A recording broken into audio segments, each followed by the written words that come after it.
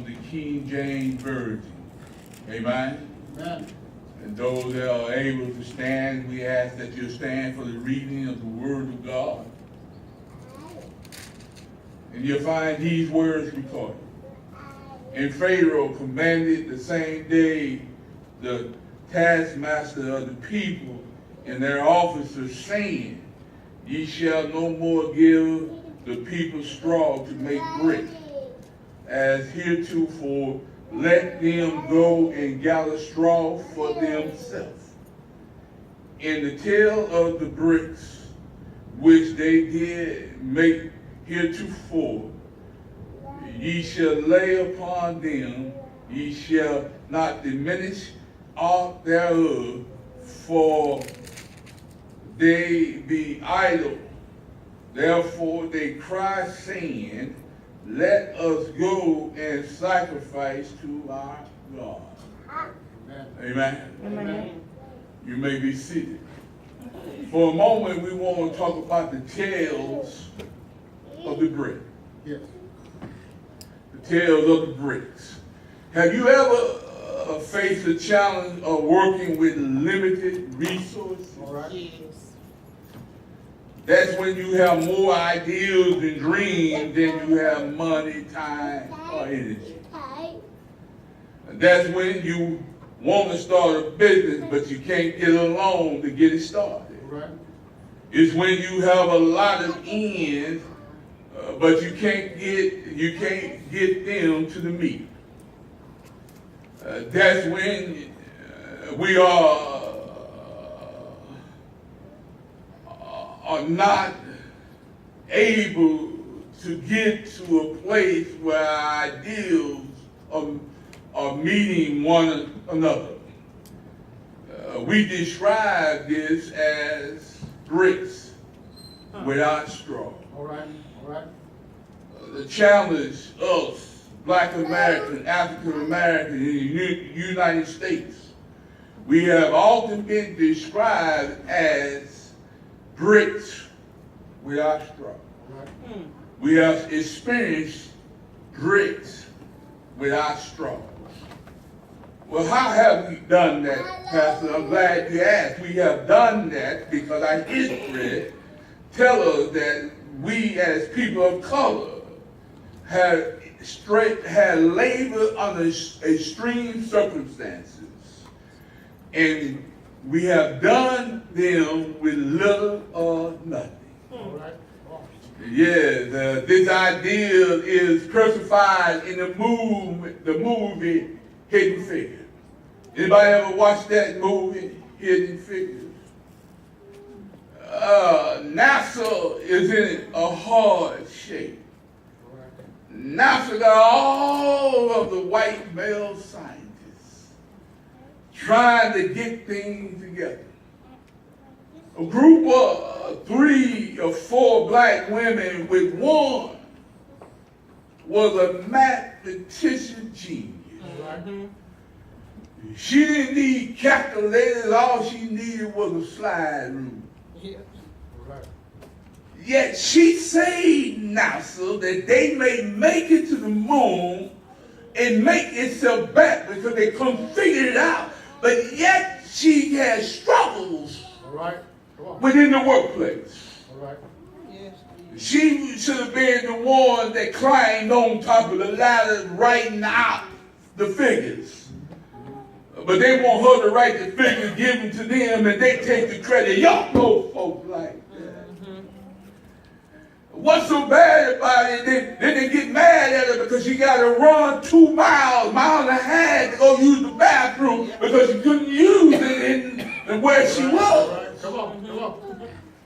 Then there's another woman in the picture that was a supervisor, and she did all kinds of stuff, but then they get a machine and they can't figure it out from IBM. All right. All right. The IBM folk really didn't know how it worked either. Then she came in and showed them, look, man, you need to read. And if you read, you can do this. I do this all the time in my head. We have done All right. much with little. All right. Bricks without straw. Right. That's our plot. Booker T. Washington beginning to work at Tuskegee Institute. He didn't have any building or building material to build the building that he wanted for his students. All right.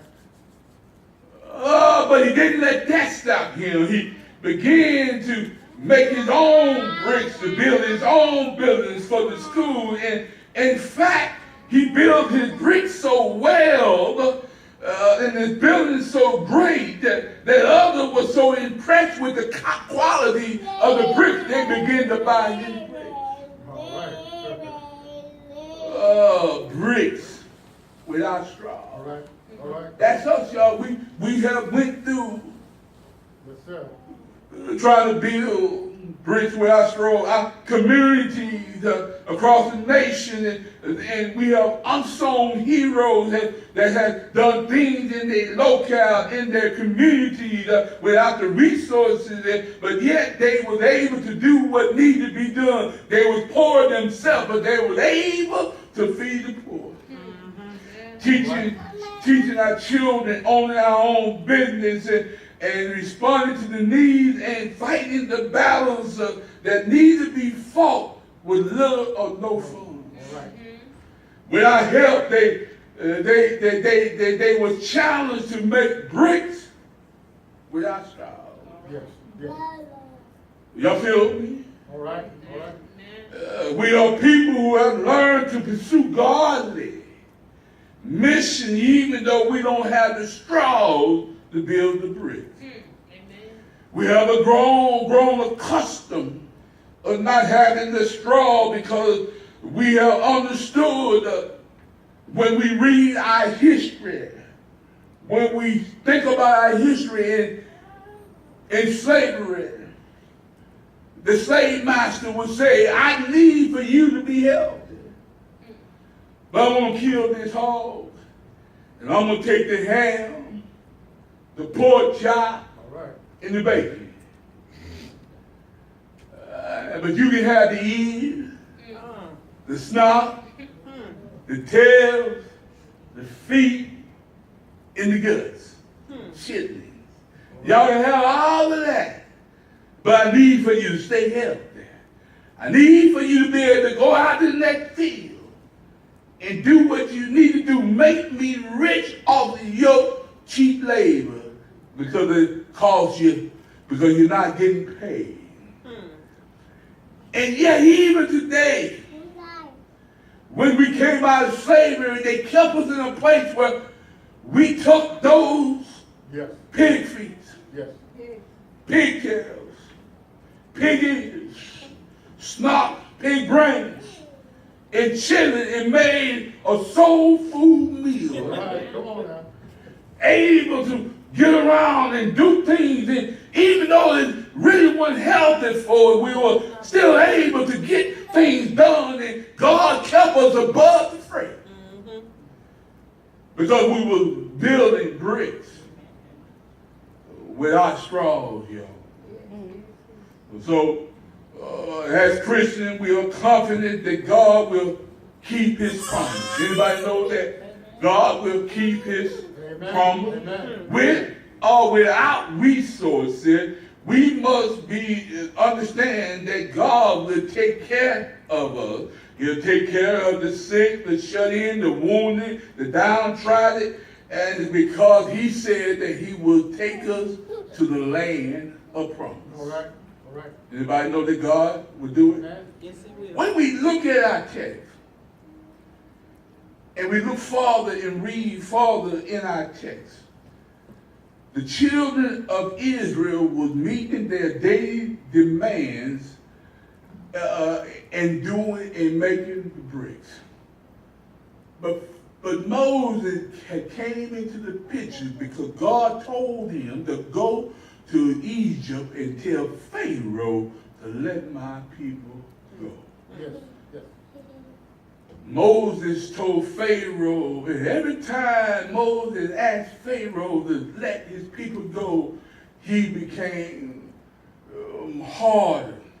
Moses told Moses asked him, can you let my people go and can we make a 3-day journey and worship our God? And Pharaoh Ramses asked the question, who is this God that I need to let you go? Right. Y'all know folks like that? All right. Why do I need to let you go? Who is he? He's not Lord. As a matter of fact, I am Lord. Since you got a whole lot of time on yourself, that you want to make a 3-day journey so your people can worship your God, that tells me that you got a whole lot of idle time to do what it is that you want to do. Matter of fact, you're doing a whole lot of complaining. So look at here. Let me tell my taskmasters to tell their officers that they need to go make some bricks. And the amount of bricks that they're making, that's fine. Their quality is not going down. It needs to stay the same. But we are not giving them straw to make the brick. They need to find their own straw. As a matter of fact, you're not gonna make these bricks without straw, because if you don't put straws in them, the brick will crumble. And we're not having any crumble brick. You need to go find your own straw. They went out and they began to ask Pharaoh to ease up on them because they couldn't keep up with the quota without the straws, and they needed the straws. These straws needed to be done, and they needed to come, but they complained and said, we can't do it. And every time they complained, Pharaoh beat them and he demanded more of them. And isn't it hard when you can't get it done and they demand more of you and you're not getting done what already needs to be done? You need to get the straw and they won't get you the straw. They even do that at work, trying to set you up so that they can fire you. But God said they won't give you the tools that you need. Everybody else get to go to the school, but you don't get to go. When you ask them questions, they don't want to tell you. But believe me, baby, that if you talk to God about the situation and tell God, what do I need to read? What is close that I need to read? And then ask God, you need to give me some understanding, because this stuff don't make no sense. But make it make sense to me, and then you begin to teach them. Then they make you instructors and you teach everybody else to go up above you. But you need to hang in there and build the bricks without the straw. And so what we need to understand as a people, making bricks without straw was impossible order. But with God, we can do whatever needs to be done. Even in our own community, we need to be able to make a situation better without the straw. All right. And how do we make our community better? I'm talking about us, y'all. How do we do what we need to do? We need to be able to have the essential of education, All right. Yep. economic stability, and the opportunity of innovation that we can get to where we need to do. Now let's look at our education plot.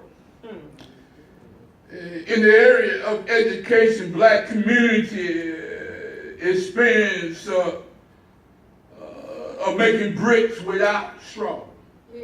Why you say that, preacher? Now, Mother and Reverend Davis, you know that when you was going to black school, they didn't give you the same books that they had in the white school. Amen. You didn't have the resources. They gave you hand-me-down books from the white school that was 5 years old, but not teaching the same thing that it teaches now. You, the teacher, was building bricks without straw. She was making it happen. That she was bringing in and bringing her own pencils was buying, her income wasn't that much. She was buying her own pencil and paper so that she could help her students, because the students, their parents couldn't do it. They were walking around in shoes that had holes in it, and they were taking cardboard, cutting it out so that their feet wouldn't get stuck, so that they can walk to school. Amen.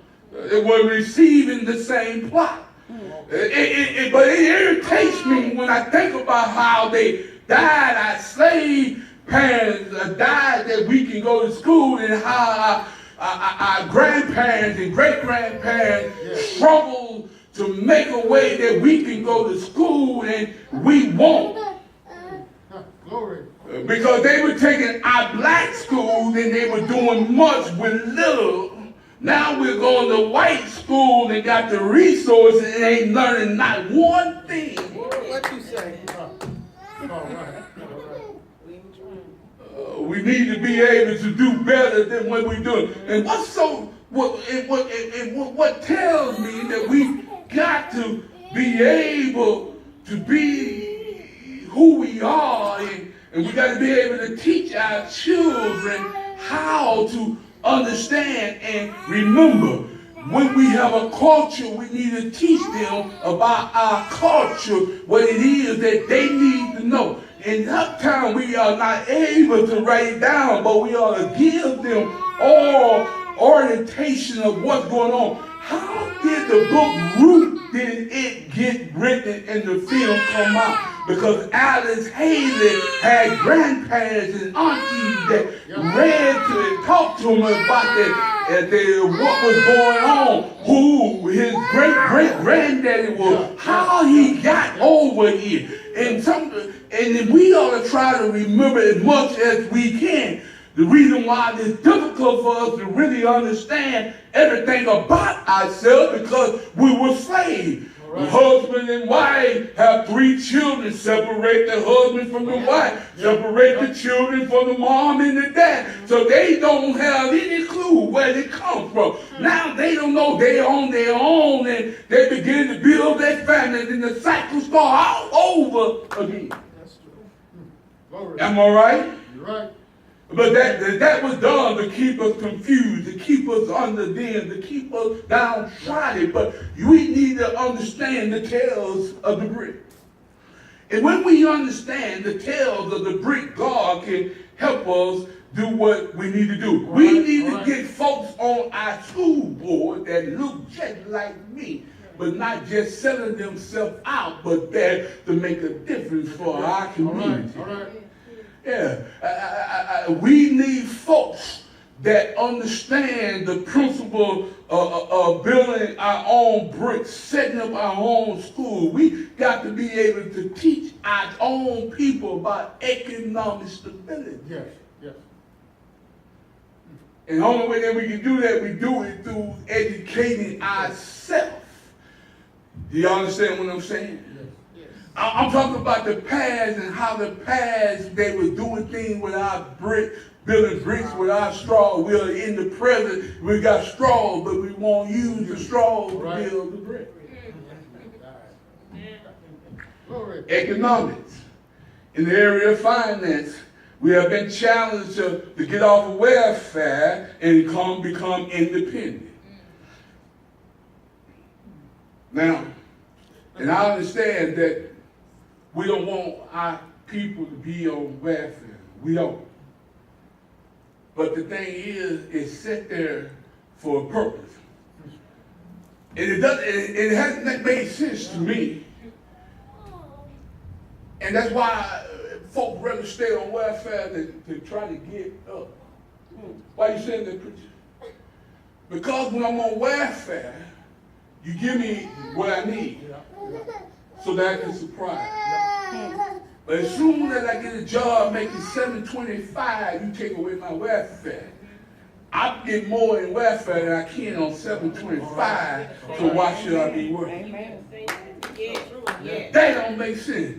Let them get the job at $725, offset it, but do it in incrementation. They're making $775, and the difference is $400 a month.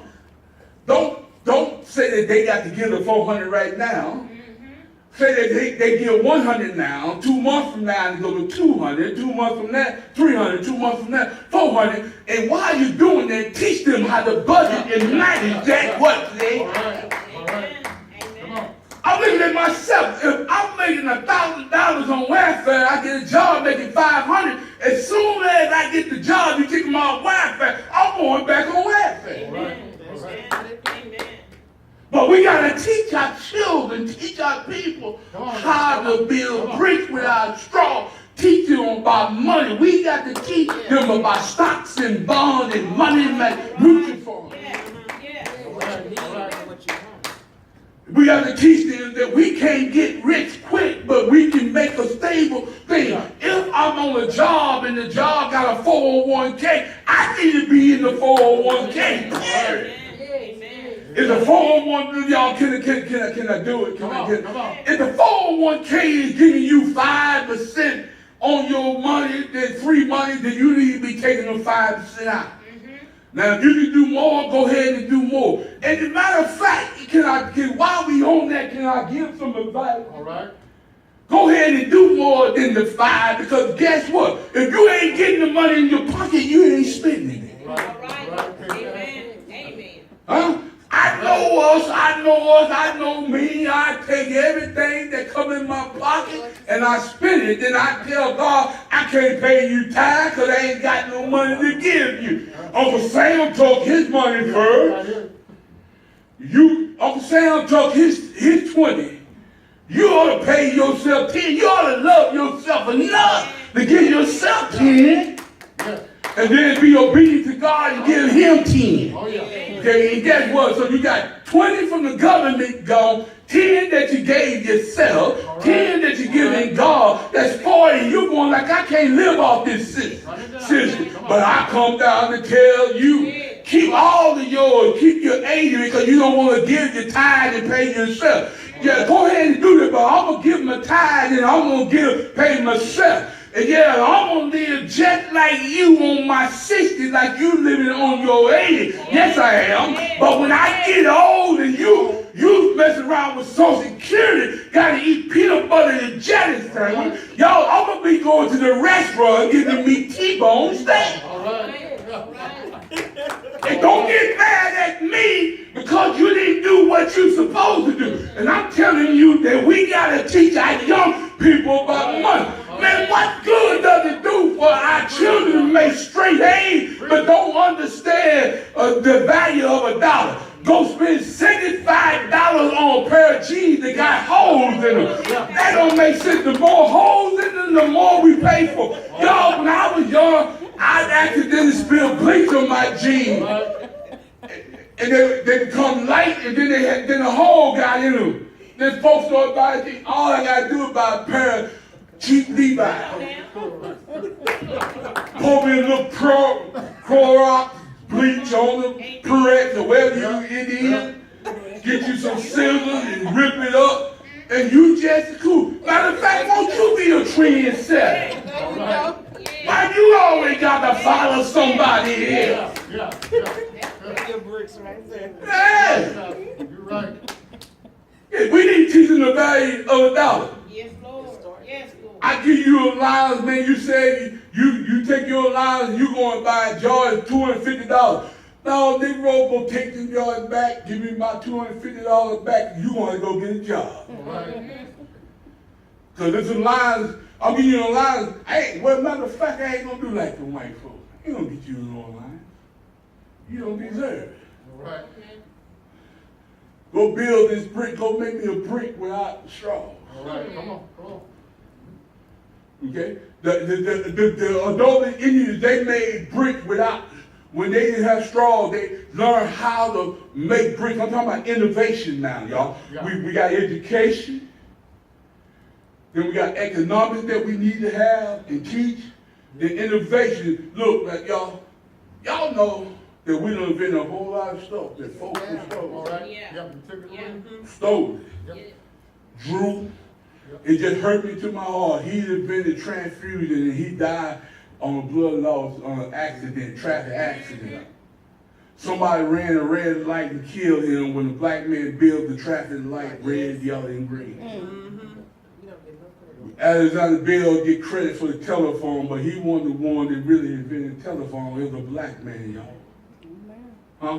They steal from us, but we still got to use our innovation and get it done. We still have to take nothing and make something out of it. Yeah, Mother, y'all know, last Sunday we celebrate Mother's Day, but every day is Mother's Day, but Mother can take a little mess of grease, little ham hock of bacon grease, make up some cornbread, feed everybody in the community. Everybody food, mouth grease, got a toothpick in their mouth going like I can't move. Amen. And she take a little and feed them on it. Yeah, y'all know what I'm talking about. Yeah, she didn't have, but she built a brick. That's right. And she was innovative, and she know how to take. The Adobe Indians, when they didn't have straws, they understood that they can use pine needles. Right. So they were strong enough like straws, it would work. They know that they couldn't use certain part of a straw because they were weak and it didn't do any good, so they learned and innovated. We need to be innovators of what we have and not what we don't have. That's true. We need to understand that if we got something that we can have what we need. Y'all, I'm thinking about Moses Come on. being an innovator. All right. Moses had a stick in his hand. Yes. Pharaoh's army was behind him. All right. The Red Sea was in front of him. And God told him, you're talking to me. All right. And I hear you, but what's that in your hand? You use it as an innovator. You used it when you was in Egypt. Yes. You laid it down before Pharaoh. All right. And you made it become a snake. Amen. Pharaoh magician did the same thing. Yes. But you took your God and that staff, All right. and you ate the other one. All right. Yes. I'm telling you, Satan may try to trick. Yes. Satan may try to make it look like God. All right. But when you have a relationship with him, Yes. he'll take your situation and let you do what you need to do. All right. Even when we struggle with economic education and innovation, we should not lose hope that our God will open closed doors. Yes, he will. He'll make the impossible possible. Yes, we ought to know that God can and God will make it right.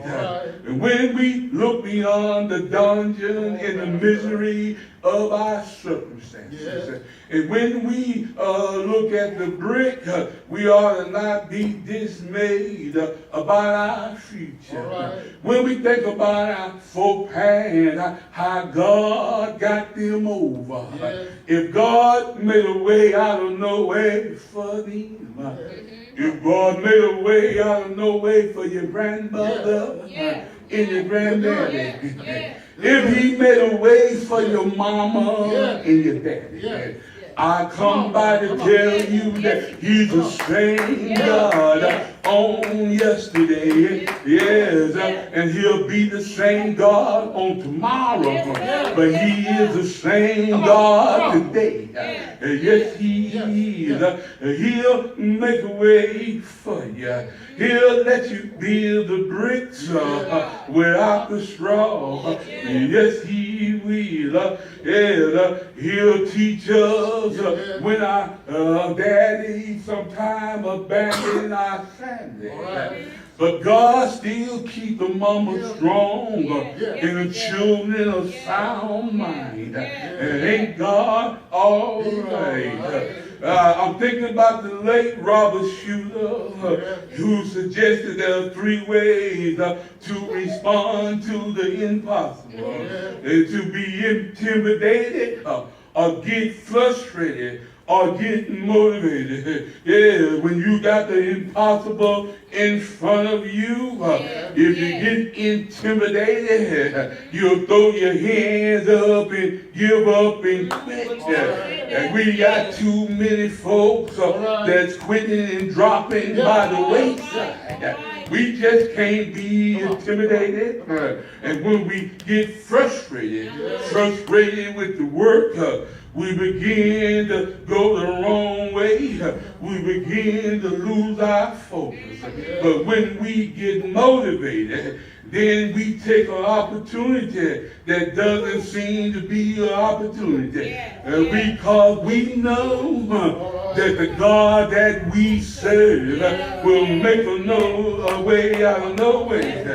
Yes, He will. Yeah, I'm looking to God through my faith. Is there any faith walkers in the house? I need some faith walkers in the house. Come here, Peter. Show me about your faith walking. And in order to be a faith walker, y'all, we got to get out of the boat to be a faith walker. Yeah, Peter said, Jesus, is that you? Oh, because it looked like a ghost. Jesus said, come on unto me. Everybody else stayed in the boat, but faith walkers get out of the boat. And Peter got out of the boat, began to walk to Jesus. Yes, he did. But he took his eyes off of him. And when you get out of the boat and you begin to be a faith walker, you need to keep your eyes on the Lord. But he began to sink. But when you begin to sink, open up your mouth, and say, Lord, save me. Jesus reached down and pulled him up. Yes, he did. And when you cross over the Jordan, when we get to the other side of the Jordan, y'all, there is a Jericho. Yes, sir. But we need to trust God, in the Jericho. Because sometimes it may seem impossible for these walls to come tumbling down. But God can and God will. 3 Hebrew boys, they know something about the impossible. Fiery furnace, they win 7 times as hot as it could ever be. But they didn't understand that 7 means completion. It was already worked out before it got started. God can, yes, He will, and He will deliver you as a Paul and Silas. When you get in a jail, y'all, when you get in a bad situation,